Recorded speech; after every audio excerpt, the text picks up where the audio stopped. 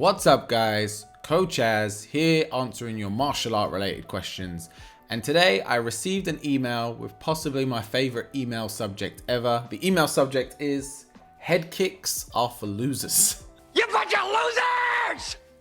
You're working with a professional here! Head kicks are for losers. Here's his email. I can't kick head height. I don't have the flexibility and don't have the time or care enough to get it. I've decided head kicks are for losers. I'll focus on everything else. What you think? And that was it. Anonymous, no name, no nothing. I was like, yeah, cool, right? So, initially I was like, well, you're lazy, and if you're lazy, that's fine. It's no big deal.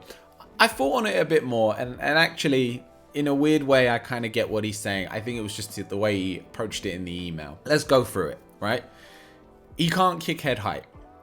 He hasn't mentioned if he's doing MMA, kickboxing, Muay Thai. Let's assume, for conversation's sake, he's doing Muay Thai, okay? He can't kick head height. It's an issue of flexibility. He's aware of this. He knows that in order to fix that, he needs maybe a regular stretching routine, some mobility work. But he's like, I can't be bothered with any of that. I'm not doing any of that. I'm going to focus on everything else. You know what? Actually, fair enough. Fair enough.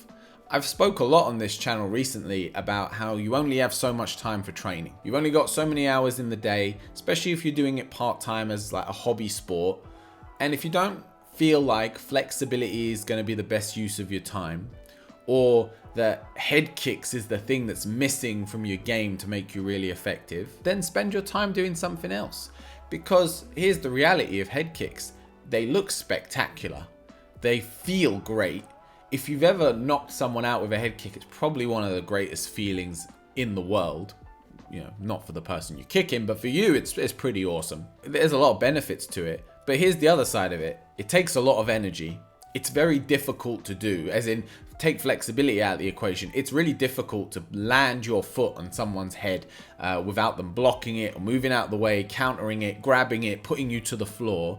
There's a lot of downsides to head kicking. Whereas kicking someone in the leg or in the body, it mitigates a lot of those risks and you get a lot of the same rewards in terms of the amount of damage you can do, its scoring potential, and everything else.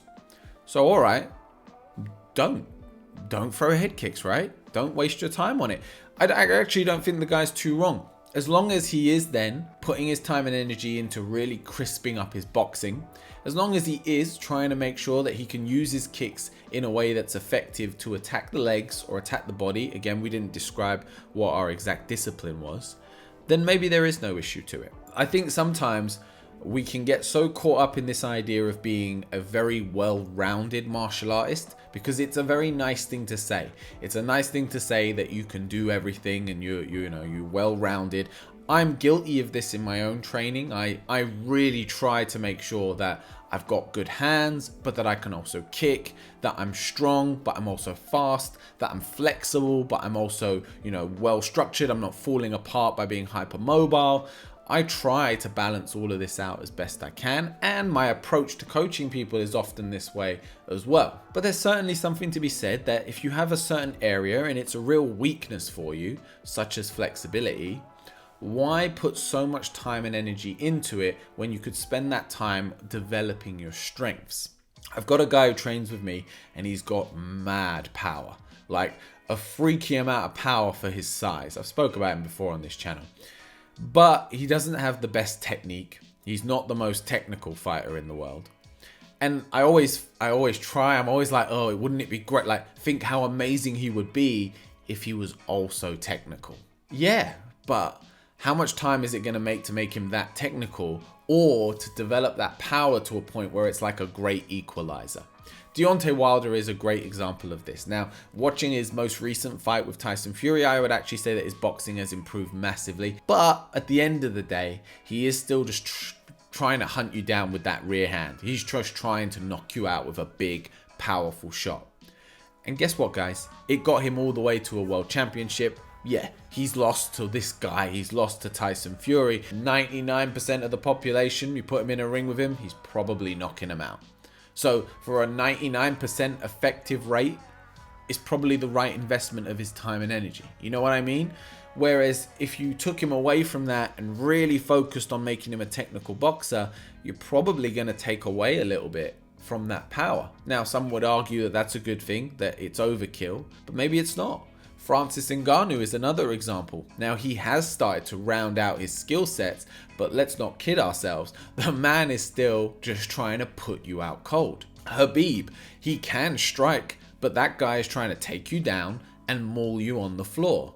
Damian Maia made a whole career out of getting you on the floor, getting your back, and choking you out. There's still room to be a specialist. There's still room to have a very specific, very refined, tight set of skills, which is going to mean that there are holes in your game that can be exposed. Now, when it comes to a head kick, of all the holes to have in your game, you've got crisp boxing, you can leg kick for days, you can attack the body. The one thing that you don't have in your arsenal is the head kick. Is it that bad a thing? Is it that much of a gap? Probably not. In response to what I think about what this guy said, I was like, all right, dude, cool. If that works for you and you're still getting the results you want, as in you're still winning your fights or you're still able to compete within the gym, then you don't need head kicks. Leave it out of the system. But, you knew there was a but coming. Don't make excuses. If it's just down to pure laziness, you can't find... we all have 10 minutes. I could find 10 minutes today if I needed to. I'm a busy man, but I could find 10 minutes to stretch. Get to the end of class, 10 minutes stretching. On the weekend, 10 minutes stretching. Every day, 10 minutes stretching. The beauty of stretching is you can combine it with stuff. Weird, but here's one. Making a cup of tea. Cup of tea, time it takes to boil a kettle, put the tea bag in, let it brew. Let's call it 5 minutes. You have time in order to do this, and that is time that could be spent stretching.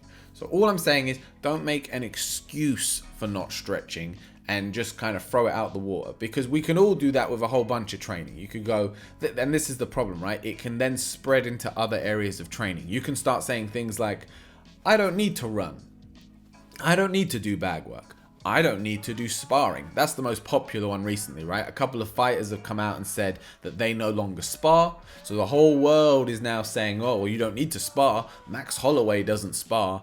Max Holloway sparred for years, guys. He's now being able to take a break from it because he's so long in the tooth with sparring that he doesn't need to be doing it all the time. But he put in the time. Believe me, he's done the rounds, okay? So don't be careful of the trap of saying that or convincing yourself that you don't need a certain area or element of training, when really what it is it's just you trying to be a little bit lazy. Not saying that's what you're doing. I'm saying just be aware of it, be careful, because it's a trap that you can fall into. I don't know why this guy emailed me. To email me, by the way, because I don't think the email address is in here. It means that he's come to the YouTube channel. He's found the link to my website. He's found the link to our contact us page. He's found the email address and then emailed us directly. You've gone a very roundabout way, dude, of messaging me. If you want to leave us a question, guys, either drop it in the comments, or if you want to keep it private, the best bet is just to DM us on Instagram. The Instagram is down in the description box below. There we are, guys. I hope this video has been entertaining or helpful or both. And if it has, hit the like button, hit subscribe, and I will see you on the next one.